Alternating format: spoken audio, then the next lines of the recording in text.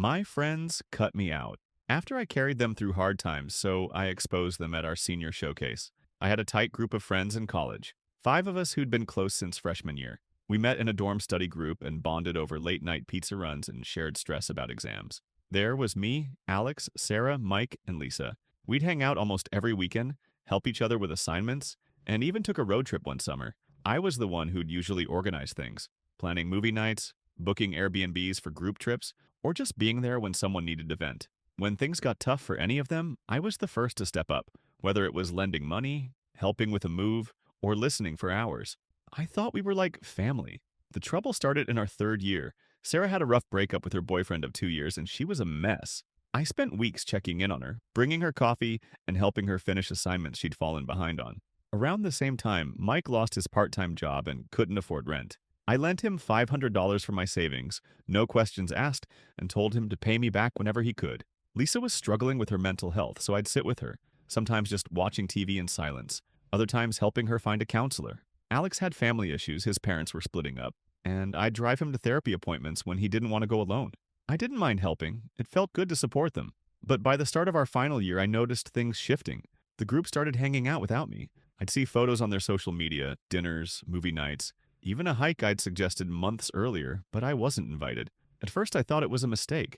I texted the group chat asking about a party I saw them post about, and Sarah said it was last minute and they forgot to tell me. It stung, but I let it slide. Then it kept happening. They'd make plans in the group chat but leave me out, or they'd be vague when I asked to join. Once I showed up to a coffee shop where we usually met, and they were all there, acting surprised to see me. Lisa said they thought I was busy, but I hadn't said anything about my schedule. I started feeling like an outsider.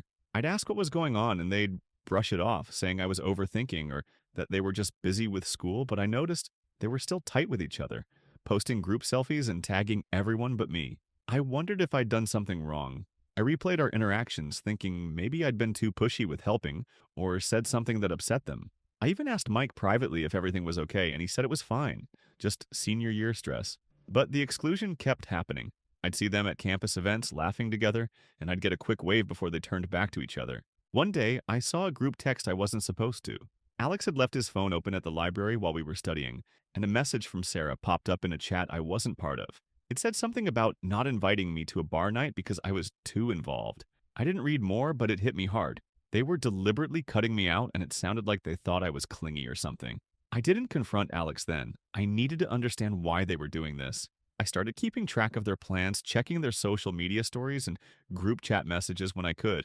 I also looked back at old texts to see if I'd missed any clues about when things changed. My plan was to gather enough info to figure out what was going on and decide whether to confront them or walk away. I wasn't ready to lose my closest friends, but I couldn't keep pretending everything was fine.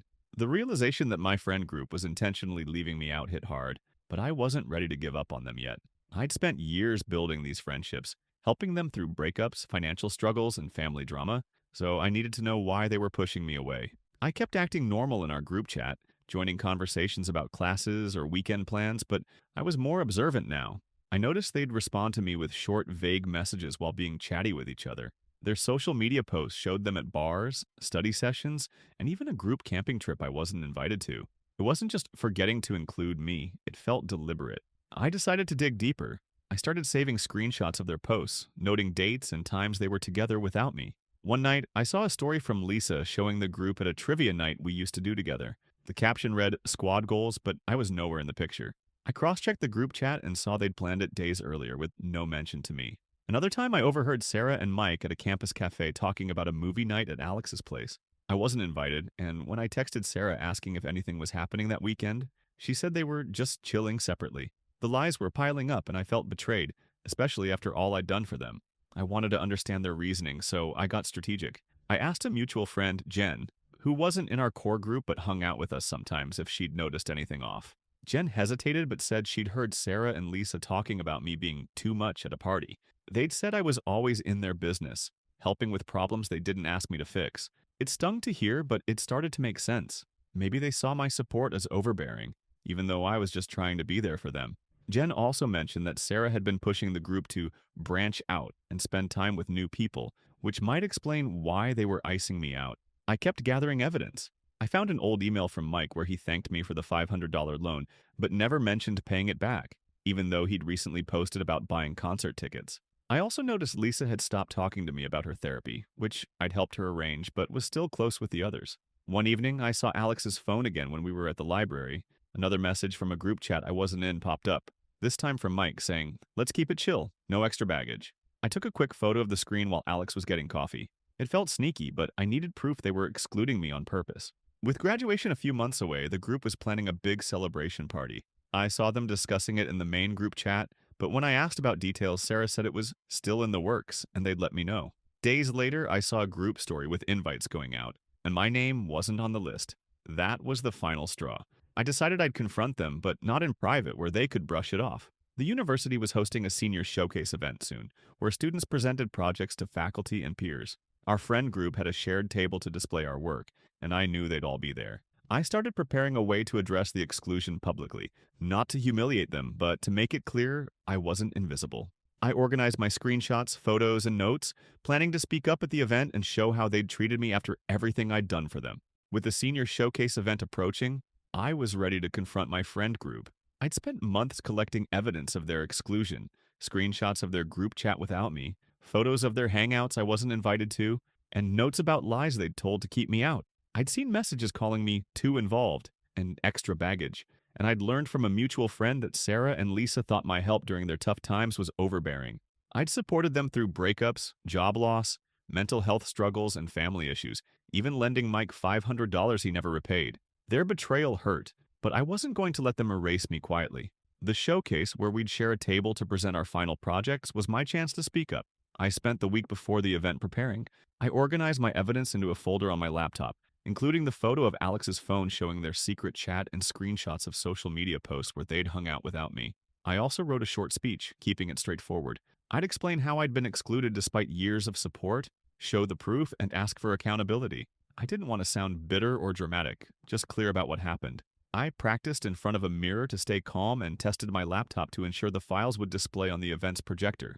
I also told Jen, our mutual friend, about my plan, asking her to be there for moral support. She agreed, saying she'd noticed their behavior but hadn't known how to bring it up. The showcase was held in the university's main hall with dozens of students, faculty, and families milling around. Our group's table was set up with posters and laptops displaying our projects. Sarah, Mike, Lisa, and Alex were there, chatting with visitors like everything was normal. I arrived early, set up my engineering project, and waited for the right moment. The event included a segment where students could give short talks about their work or experiences. I signed up for a slot saying I wanted to reflect on my college journey. No one in the group questioned it.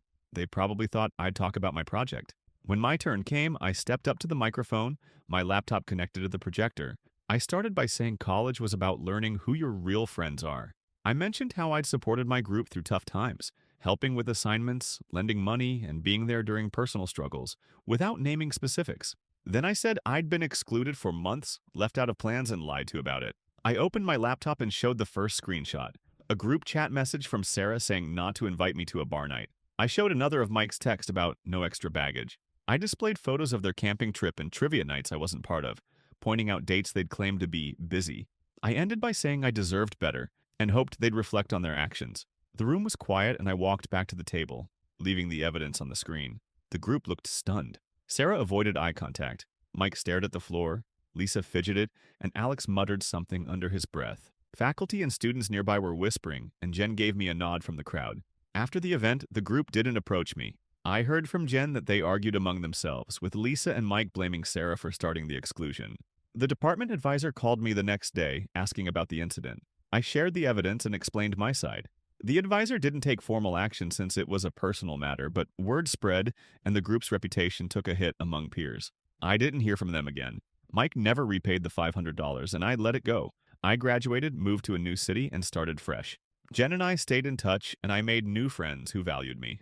Looking back, I'm glad I spoke up. It gave me closure and showed I wasn't invisible. I learned to set boundaries and not overextend myself for people who don't reciprocate. It wasn't easy calling them out publicly, but staying silent would have hurt more. I'm stronger for it now, and I know my worth.